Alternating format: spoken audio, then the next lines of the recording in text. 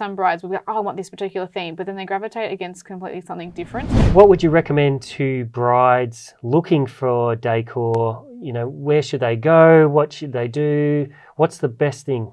How do they start? I think when it comes to inspiration, I would definitely get onto your Pinterest and your Instagrams and your Facebook and your Google images and things like that, and get a bit of an idea of what you keep gravitating to, because I think some brides will be like, oh, I want this particular theme, but then they gravitate against completely something different. They're like, oh, I really like this, but it's not.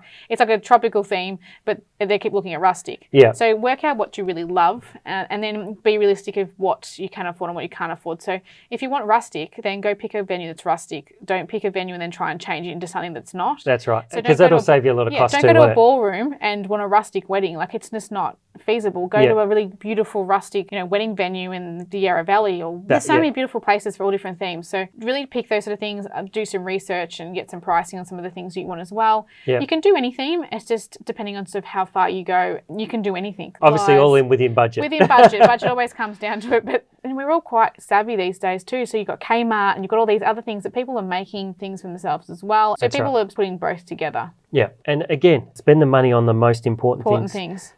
Get your inspiration, but I guess also to create your own mood board, because once you start putting all those pictures into a mood board, you may see that you thought you wanted a rustic theme, but you actually want a beach theme because all the photos you like are beach related. To create that mood board is going to be a great advantage to you to help you really establish that style, and also maybe colours as well. If all your images have got all greenery through, well, obviously then greenery is a big thing that you like and want part of your wedding. You do gravitate as a human being to things that you don't even sometimes think mentally that you're appealed to. That's right. So creating that mood board is definitely going to help. It makes it a lot easier. And you go through, like, especially Pinterest, if I make a board and I go through, I'm like, okay, I'm becoming like quite consistent with this particular type of look, or, it's also easier to pick suppliers because you might go on their website and go, oh, they do exactly what I've been looking at. So you can compare images and go, okay, yes, they're on the same page as me. Yeah. So I guess when it comes to decor and stylists and choosing one, you probably want to do your research first so that you've got that inspiration, so that when you go to that stylist or decorator, you can show them what you want, because otherwise they're going to ask you a lot of questions,